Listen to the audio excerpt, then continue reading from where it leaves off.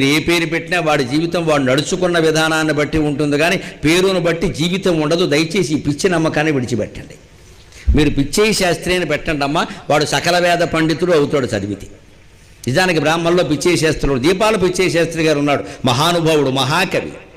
వాళ్ళ అమ్మగారు పిచ్చయ్య శాస్త్రి అని పేరెట్టింది. మరి వాడు మంచివాడు అయ్యాడు లేదా? మనం ఇవాళ మాత్రం చచ్చిపోతున్నాం. మా వాడు అశ్విన్లో పుట్టాడండి, ఆతో మొదలవ్వాలండి, మళ్ళీ 3 అక్షరాలే ఉండాలండి, ఇన్ని కోరికలు ఎవడ తీరుతాడు ఇక్కడ?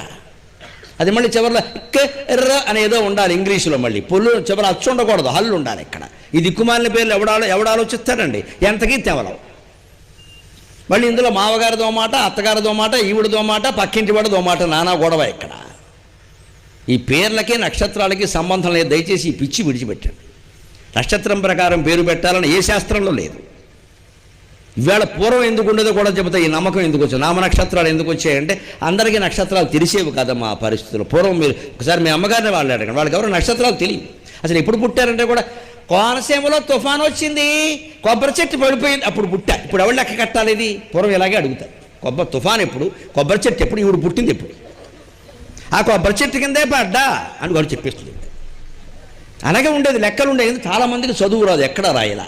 ఇవాళ ఆ కర్మ లేదే. పూర్వం అందుకే బ్రాహ్మణులు ఏం చేశారంటే ఎవరికి తెలియదు, ఎప్పుడు పుట్టారో చెప్పలేరు. అందుకని వెంటనే పేరు పెట్టడం కోసం బ్రాహ్మణ దగ్గరికి వెళ్ళండి అనేవారు. చెప్పాలి కదా. మరి ఆయన బ్రాహ్మణ ఏం చేసేవాడు, ఎప్పుడు పుట్టారు అప్పుడు తెలుస్తుంది కదా, ఒకరోజే కదా. నిన్ననేనండి, నేను సాయంత్రం అంటే ఈయన పంచాంగం తిరిగేసి, ఓ భరణి నక్షత్రంలో ఉందా, అశ్విని నక్షత్రంలో ఉందా అని వెంటనే చూచేచోళ అశ్విని అని 4 అక్షరాలు ఆయన పెట్టి, బాబు చూడమ్మా అని పెట్టేయి, చూడయ్యా అని పెట్టేయి.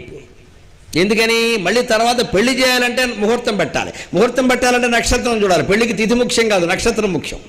అక్కడ గురుబలం ముఖ్యం, శుక్రబలం ముఖ్యం. అందుకే నక్షత్రం చూస్తారు. అందుకే నక్షత్రం తెలియాలంటే ఈయన అడిగితే నక్షత్రాలు మాకేం తెలుసండి అంటాడు. పేరేమిట్రా అనేవారు. చూడమ్మా అనగానే చూనా అయితే అశ్విని అయి ఉంటుంది అని ఊహించి అశ్విని నక్షత్రం ప్రకారం ముహూర్తం పెట్టేవాడు. ఇందుకోసం నామ నక్షత్రాలు వచ్చేయండి. ఇది చరిత్ర, దయచేసి గ్రహించండి. అంతేగాని ఇవాళ మనకు హాయిగా జాతకాలు ఉన్నాయి, అందరికీ తెలుసు. ప్రతి దినపత్రిక వాళ్ళు రోజు గ్రహ బలం రాస్తున్నారు. ఇక్కడ ఏ నక్షత్రం ఉందో అందరం చూస్తూనే ఉన్నాం. పైగా పుట్టగానే అందరూ జాతక చక్రం రాయిస్తూనే ఉన్నాం, నక్షత్రం సహా. ఆ కాగితాలు జాగ్రత్త పెట్టుకుంటున్నాం. ల్యాప్టాప్లో పెట్టాం, టాప్ లేపులో పెట్టాం. ఇప్పుడు ఎందుకు పని లేక నామ నక్షత్రాలు బుర్రపాడైపోవడం తప్పితే. ఏ కాలంలో పుట్టింది ఆచారం, ఎందుకు చేశారు, ఇప్పుడు మనం చెయ్యాలా అక్కర్లేదా ఆలోచించకపోతే విచక్షణ ఉండదా అండి మనుషులకి? ఇక అక్కడి నుంచి ఆతో రావాలి, 3 అక్షరాలు ఉండాలి, చివరి పొల్లు ఉండాలి. చస్తున్నారు పేర్లు పెట్టలేక.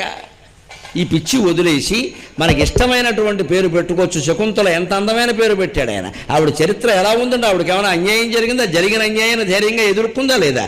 పేరును బట్టి జీవితం ఉండదు, గమనించండి. మీరు ఎంత గొప్పవాడు, మహారాజరాజా నువ్వు పేరెట్టినా వాడు ముష్టివాడు కావచ్చు, అభ్యంతరం వెళ్ళా. వీళ్ళు ముష్టి ప్రసాద్ అని పేరు పెట్టినా కూడా వాడు ముష్టి యుద్ధంలో గొప్పవాడే, మైక్ టైసన్ లాగా కోట్లు సంపాదించవచ్చు. నీ పేరుకి వాడి జీవితానికి సంబంధం లేదు. ఈ పిచ్చి నమ్మకం విడిచిపెట్టు.